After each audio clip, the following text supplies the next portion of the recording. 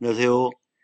형사소송법 마지막 수업 진행합니다. 지금 우리가 이제 계속 형사소송법에 대해서 보고 있는데요. 이 시간에는 이제 그 마지막 부분 우리가 이 수업의 파트에 한번 볼게요.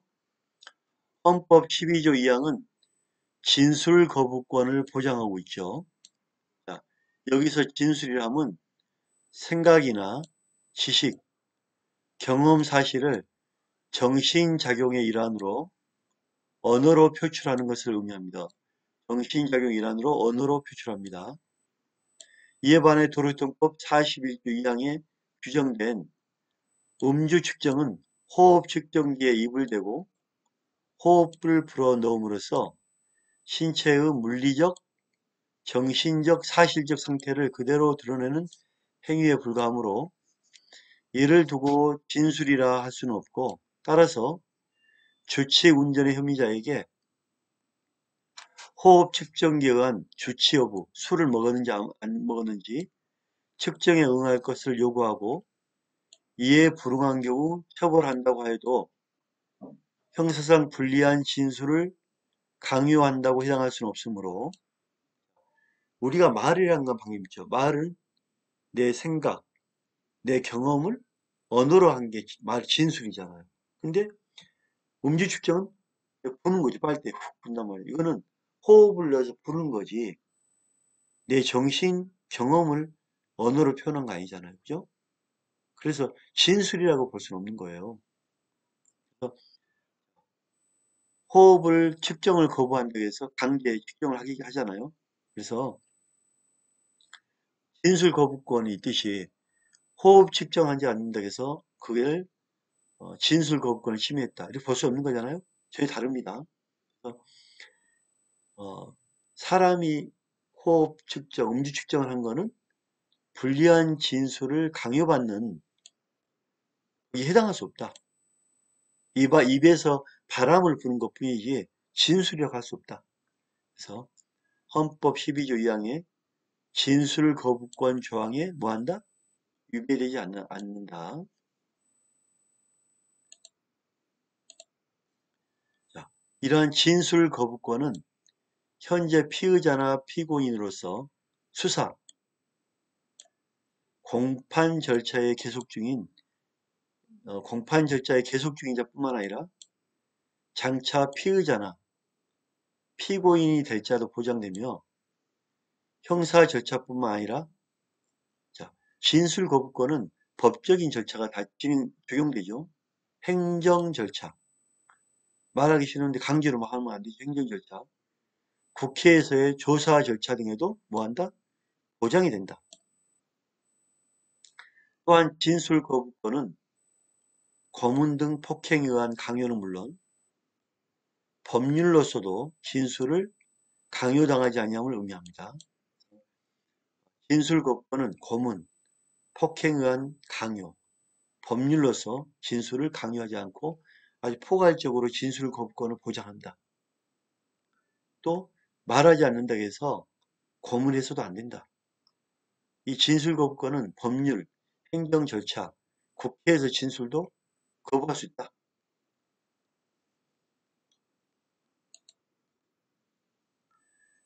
피의자의 진술 거부권은 헌법이 보장하는 형사상 자기에게 불리한 진술을 강요당하지 않는 자기 부재 거부의 권리에 터잡은 것이므로, 수사기관이 피의자를 신문함에 있어서 피의자에게 미리 진술 거부권을 고지하지 않는 때는, 자, 수사기관이 피의자를 신문할 때는 반드시 명시적으로 진술 거부권을 고지해야 되죠. 진술 거부권을 고지하지 않고 얻은 증거는 증거 능력, 즉 자격이 없습니다. 자격이 없다는 것은 판사 앞에 이 증거를 보십시오라고 할 수 없다 이 뜻이에요. 그 피의자 진술은 위법하게 수집된 증거입니다. 진술의 임의성이 인정되는 경우 하더라도 자격이 있다 없다? 없다. 그 자격은 증거 능력입니다. 증거로서의 자격이 인되어야 한다. 아예 판사 앞에 내놓지도 못한다는 뜻이에요. 피의자에 대한 진술 거부권 고지는 피의자의 진술 거부권을 실효적으로 보장하여 진술이 강요되는 것을 막기 위해 인정된 것이므로 수사기관에 의한 진술 거부권 고지 대상이 되는 피의자의 지위는 수사기관이 조사 대상자에 대한 범죄 혐의를 인정하여 수사를 개시하는 행위를 인정되는 것으로 보아야 한다. 따라서 피의자의 지위에 있지 아니한 자에 대하여 진술 거부권이 고지되지 아니하였더라도 진술의 증거 능력은 부정할 것이다. 자, 피의자의 지위에 있지 않는 사람에게는 진술 거부권이 고지될 의무는 없죠. 우리는 피의자, 피고인에 대해서 진술 거부권을 명확하게 법으로 규정하고 있단 말이에요. 근데 피의자는 피고인 아닌 자에게 범죄자 취급도 해서도 안 되고 범죄자 취급도 해서도 안 되고 진술 거부권을 고지할 필요가 없는 거예요. 따라서 이 두 관계가 없는 사람에게 반드시 진술 거부권을 고지할 필요도 없고 고지하지 않고 얻은 진술의 증거 능력도 부정할 건 아니다. 즉 참고인 뭐 이런 사람도 가능하잖아요. 그죠?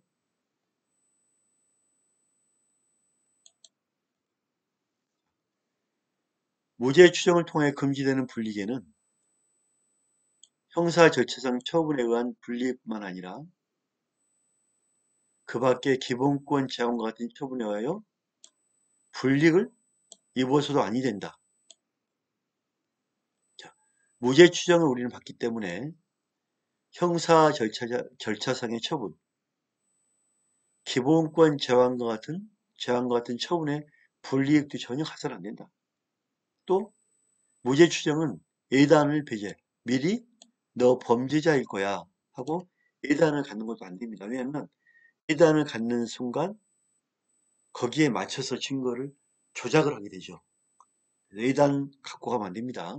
왜냐하면 피고인은 무죄로 추정되므로 법원은 피고인의 유죄를 예단해서는 절대 안 되는 겁니다. 또한 피고인은 무죄로 추정되므로 진술을 강요당하지 않고 진술을 거부할 수 있습니다. 부당한 대우도 금지하지 않고 부당한 대우를 해서도 안 됩니다. 무죄 추정 원칙은 피고인에 대하여 고문, 모욕적인 신문을 한다. 이건 진짜 문제죠. 조심해야 돼요. 모욕적인 신문. 또 부당한 대우를 해서는 안 됩니다.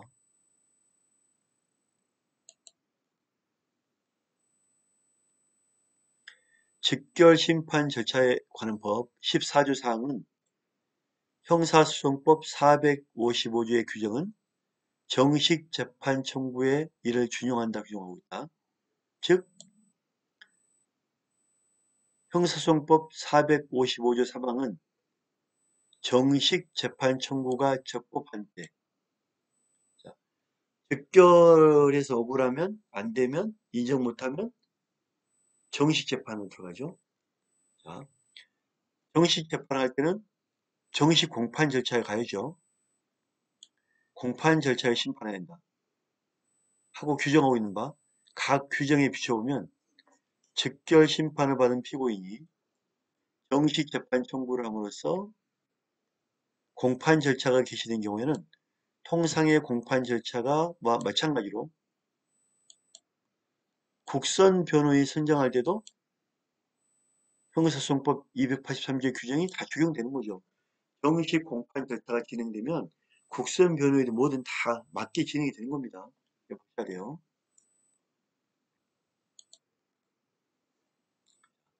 아래 사유에 관하여 변호인이 없을 때는 정식 재판에서 법원은 직권으로 국선 변호인을 직권으로 변호인 선정은 국선 변호인이죠. 중요한 사건, 억울한 사건, 뭔가 변호사가 필요해야만 진행한 사건에는 선정해 주는 거죠.